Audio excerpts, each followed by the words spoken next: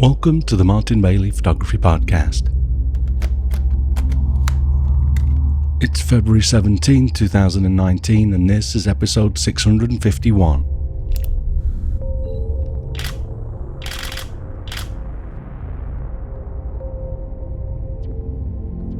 Following on from last week, today we conclude my review of the EOS R, Canon's first full-frame sensor mirrorless camera offering, having used it for 4 weeks in the field during my first 2 tours of 2019.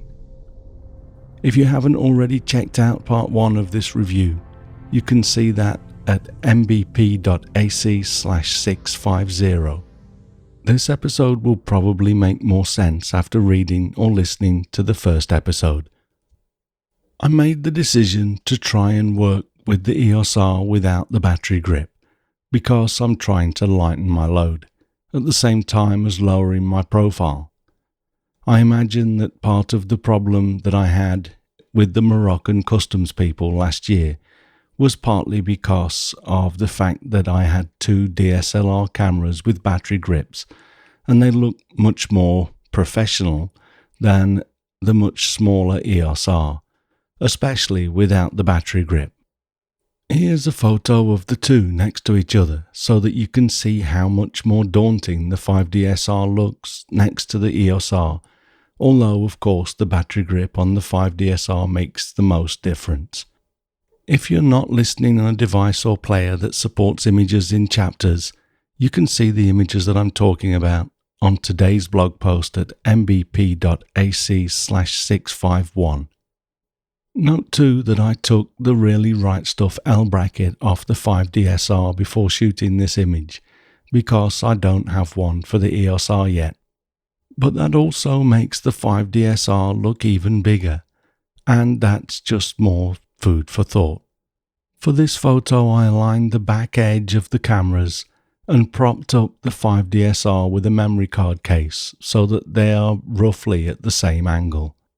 For my 2 recent trips, my bag was much lighter, although I did take both 24-105mm lenses on the landscape trip so that I could do that direct comparison that we looked at last week. For my wildlife trip, I actually left the EF 24-105 lens at home and was able to fit my 200-400mm lens with the built-in 1.4x extender, one 5DSR, and the EF 100-400mm lens along with the EOS R and the RF 24-105mm lens, as well as a couple of extenders, all in my 26-litre Gura Gear Butterfly bag. That just wasn't possible when I was working with 2 5DSR bodies, both with battery grips, and the bag was, needless to say, much lighter to carry around. As you can see, I can just about fit 2 EOS R bodies into a bag like this, taking up roughly the same amount of room as one 5DSR with a battery grip. Although I want to keep one 5DSR for high resolution work, I'm now seriously considering selling one of the 2 that I have and replacing it with a second EOS R. That would make travelling to Namibia in June this year much easier, especially as I don't take the 200-400mm lens along for that trip. Travelling overseas with lots of gear has just become too tedious, so the timing of jumping into the world of mirrorless and the downsizing that it will gradually enable couldn't have come at a better time really. While we're on the subject, let's take a look at the Canon EOS 5DSR without the battery grip, with the EF 24-105 f4 lens fitted, compared to the EOS R with the RF 24-105 f4 lens. Note that in this photo both lenses have a third-party protector filter fitted. Weight-wise, the 5DSR with the EF 24-105mm lens attached, as well as 2 camera strap loops and a protector filter, weighed in at 1,745 grams, and the EOS R with the same accessories, weighed in at 1,380 grams. That's a saving of 365 grams. The EOS R has Wi-Fi and Bluetooth, and when you use the Bluetooth wireless remote BR-E1, you have to select one of the two timer drive modes. But I really like the fact that the camera automatically switches to start the exposure immediately when you press the remote shutter button. As I used the remote for the first time, I was hoping that would be the case, and it was really nice for the camera to just work how I wanted it to. So I thought this was a nice touch. If you use the Canon Camera Connect app on iOS though, you can actually use the two timer modes for a 10 or 2 second timer and release the shutter in all of the other drive modes remotely, so it's very flexible. I might put a lanyard on this remote so that I can hang it around my neck, but the hole that is provided enables you to easily slip a finger through, and you can then just hold it in your hands and press the buttons quite easily, even with thin gloves on. A small lanyard tether wouldn't hinder that workflow, but I'm just trying to decide if a lanyard is really necessary. I have to admit that I was not looking forward very much to using an electronic viewfinder, but I was pleasantly surprised by how clear the world looks, and there are definitely benefits to seeing exactly what you're going to get in your photos, including the exposure, and when necessary, almost being able to see in the dark through the viewfinder. The live histogram is also very useful, as is the digital level, and pretty much everything on the screen is customizable, and you can select a few different modes to increase and decrease the level of information shown. I give a surprisingly enthusiastic thumbs up to the EOS R's electronic viewfinder. Another thing that I like is that you can change the settings on the EOS R to show the focusing distance in the electronic viewfinder, either when you are manually focusing or all the time. This only works with the new RF mount lenses, but I love having this information right there in the viewfinder. Here's a quick photo shot with my iPhone looking into the viewfinder on the EOS R when I was shooting some video during my Hokkaido landscape tour. You can see the distance set to infinity in the scale towards the bottom of the screen. Of course, there aren't that many practical uses for this, but it's nice to be able to visually check as you tweak the focus.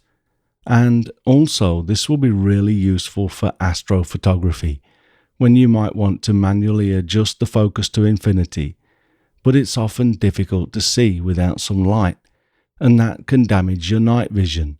So this will be very welcome the next time I'm shooting the night sky. Another practical use would be when shooting video, when you need to manually adjust the focus to a preset point that a subject will walk to on cue. You could have them walk into the focus as you slowly set it manually, rather than having to rely on the snappy autofocus. The EOS R also has focus peaking, which outlines anything that is in focus with a color that you select in the menu, but this only works in manual focus mode. I can appreciate why, and I certainly don't want to see the focus peaking guides all of the time when using autofocus, but I'd love to have an option to be able to at least quickly turn this on and off in autofocus mode. The focus guide that you can easily turn on and off is also useful when manually focusing. You basically have two triangles facing each other vertically when your subject is in focus, and then the top triangle splits into two and gets wider and wider as you focus past the subject, and the same happens with the bottom triangle as you focus before your subject. It's easy to use, but in the field I found myself referring to the focus peaking when manually focusing more than the focus guide. The EOS R uses SD UHS-1 or UHS-2 memory cards, and if you've been following the many negative reviews about this camera, you'll have no doubt heard people complaining about the fact that it only has one card slot. People seem to be going insane with anger over the decision by Canon to only build in one memory card slot to the EOS R, Personally, I never record my images to 2 cards simultaneously, so this really is not an issue for me. That's not to say that it never will be an issue, but as of February 2019, I've only ever had 1 card fail on me, and I only lost the last few images that I shot, and all images to that point were recoverable from the card, so I still don't feel the need to write to 2 cards at once. By the way, as the EOS R is the first camera I've used that takes SD cards, I've just started to use the SDXC UHS2 cards from a new company called ProGrade Digital, and I'm very happy with them. These people are making fast, high-quality cards, and their card readers, or workflow readers as they call them, are off the chart speed-wise. I'll be bringing you a review of these cards and readers very soon, but do check out their products. Like I say, I've been very happy with them. The EOS R also has a new multi-function bar that works differently depending on whether you are shooting or browsing images. When shooting, I've configured mine to magnify the image in the electronic viewfinder by swiping, show the electronic level when I tap the left side of the bar, and show the focus guide when I tap the right side of the bar. When browsing images, I can quickly move back and forth through the images by swiping, or just tap the left side to display the previous image and the right side to display the next image.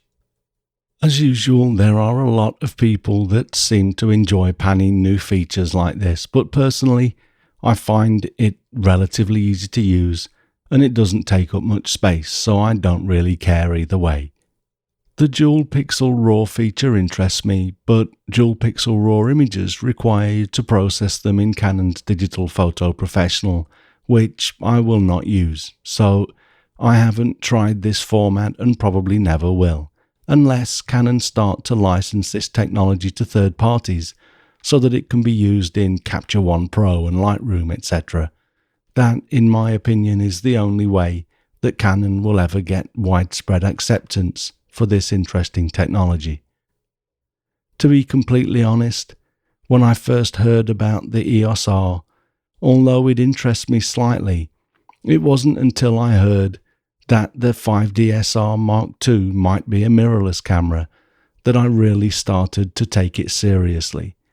Then I took a look at the RF mount and fell instantly in love with it.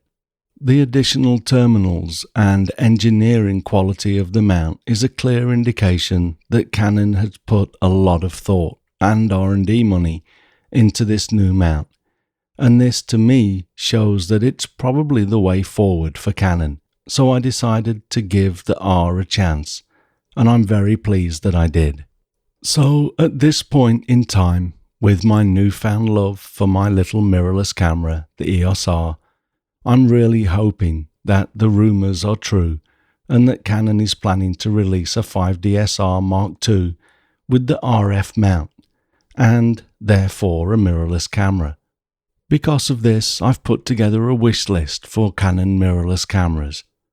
To summarise what I'd like to see Canon do in their future mirrorless cameras in order of high to low priority, without doubt, the thing that they need to work on most is the viewfinder fogging in snowy, cold conditions. This pretty much renders the camera useless in conditions that have never affected any of their DSLRs that I've used, including the D30, 10D, 20D, 5D, 5D Mark II, 5D Mark III, 7D Mark II, and the 5DSR. And I have also never had a problem with the 1DS Mark II, the 1D Mark IV or the 1DX, but that's a given as the 1 series bodies really are weatherproof. The next thing on my wish list is improving the electronic viewfinder to reduce the lag that you see when shooting in burst mode. You can get used to tracking a subject with almost stroboscopic vision, but when the movement is erratic, it gets very difficult and you certainly lose more shots than you would using a DSLR. I am also absolutely tired of using my cameras with the GPE2 GPS unit in the hot shoe to GPS tag my images. When this was all I had, it was fine, but my 7D Mark II had GPS. Then my newer 5DSR did not. Canon then released the 5D Mark IV, which I didn't buy, with GPS, and then left it out of the EOS-R. Seriously, Canon, I am responsible enough to leave it turned off if battery life is a problem for me.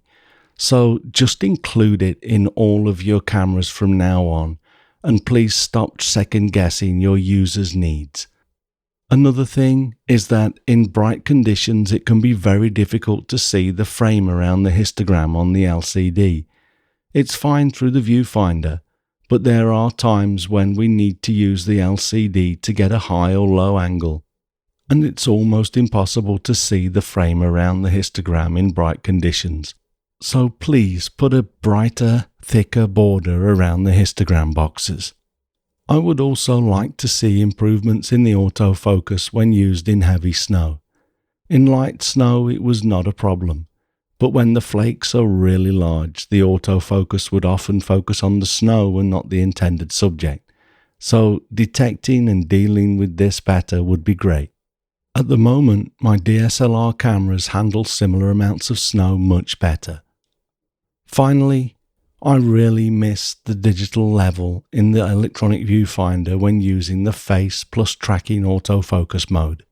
Although the face detection may have helped with some of the snow monkey shots, I found that AI servo worked best for me even for wildlife when in the face plus tracking mode.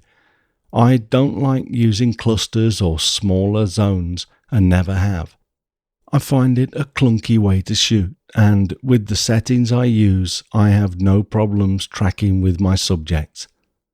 Even when using this tracking mode though, I want my photos to be straight, and I rely on the in-viewfinder digital level a lot, so I really miss this on the EOS-R, and hope that Canon will bring it back, either in a firmware update or in a future mirrorless body.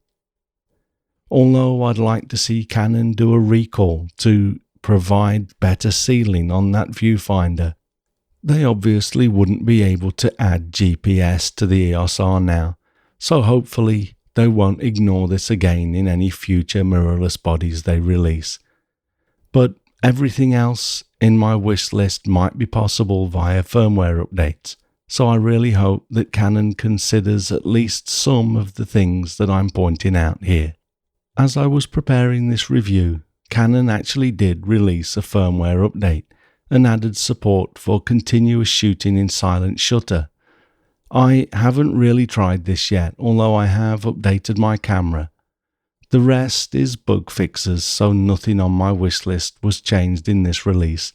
Also, there was a version 2 firmware released for the RF24-105 f4 lens that enables this new feature added to the EOS-R with the version 1.1.0 update.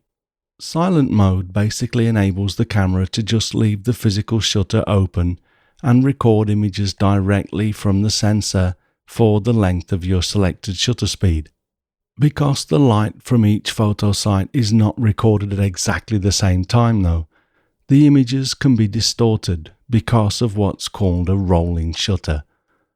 I haven't shot with the EOS-R much with the new firmware, but I did shoot a handful of test frames in silent mode while moving the camera at a 60th of a second and could see some distortion from the rolling shutter, so I'm not sure this will really help with wildlife shooting.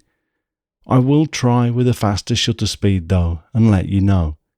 If this can help to reduce the stroboscopic viewfinder that you get when the mechanical shutter has to flap up and down, then it would certainly be a good step forward.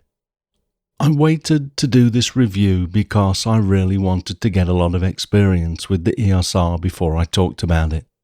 The 4 full weeks that I've shot so far, when we shoot literally from dawn till dusk most days, have been a lot more fun than I could have possibly imagined.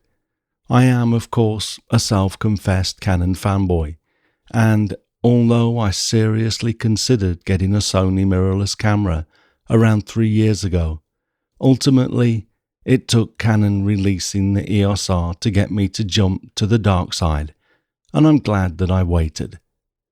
Being able to use my EF lenses with the control ring mount adapter has made the transition almost completely painless for me. This was a bonus and almost feels like a reward for my patience. I also just really like being able to dive into the familiar Canon menu system. I work with the menus of other systems all the time with my workshop participants, and although they often make sense, they always seem to be so much more difficult to use than the Canon menus. Obviously, this is partly because I'm accustomed to Canon menus, but I see my participants struggling so much more with their menus than I ever had to with Canon's. Now I'm just clinging to the edge of my seat, waiting to see what Canon releases next in the higher-end mirrorless RF mount camera system. Boy, do I hope that there really is a mirrorless 5DSR Mark II equivalent on the way. I've watched with enjoyment as people have gotten all bent out of shape over things like the EOS R only having one card slot, or the image freezing momentarily in the electronic viewfinder when shooting in burst mode. I honestly don't know how much better the other mirrorless cameras on the market are in these areas, but I do know that people love to complain. It's as though they need to find reasons to not like something and have to reinforce that decision by making the people that they influence feel bad about the gear under review as well. I have found things about the EOS R that I don't like and shared them in this review, but there are enough things that I do like to make me very happy with my decision to jump to mirrorless with this first full-frame sensor offering from Canon. I love the image quality, and the camera is fun to use, while mostly supporting the shooting workflow. I'm not trying to get you to buy an EOS R, rather just share my experiences, warts and all, in the hope that it might help you to put everything into perspective and make your own mind up. I was not enabled by Canon or any other third party in the making of this review. I bought all of the Canon gear mentioned at full price with my own money. If you did find this review useful and buy from our friends at B&H Photo, using the links for this episode at mbp.ac/651 will provide us with a modest affiliate payment that helps with the upkeep of the website and payment for my time invested in the creation of this review. By the time you listen to this, I'll be just getting started with my second Japan Winter Wildlife Tour for 2019 and using the EOS R for wildlife for another 2 weeks. If I learn anything new about the camera, I'll be sure to include details in the travelogue series that I'll release when I get back, so please stay tuned for those. Thanks very much for listening today. If you enjoy this podcast, please share a link with your friends. Subscribe in iTunes or your favorite podcast program to ensure uninterrupted delivery. If you have a moment to rate the podcast or leave us a review in iTunes, that helps to keep us relevant in the huge number of podcasts out there now. You can find me on Instagram, Facebook and Twitter, etc., and links to everything that I'm up to are at martinbaileyphotography.com, so do drop by and take a look. I'll be back probably in 2 weeks' time because I've run out of time to do an extra episode to release while I'm away, but in the meantime, you take care and have a great week, whatever you're doing. Bye-bye.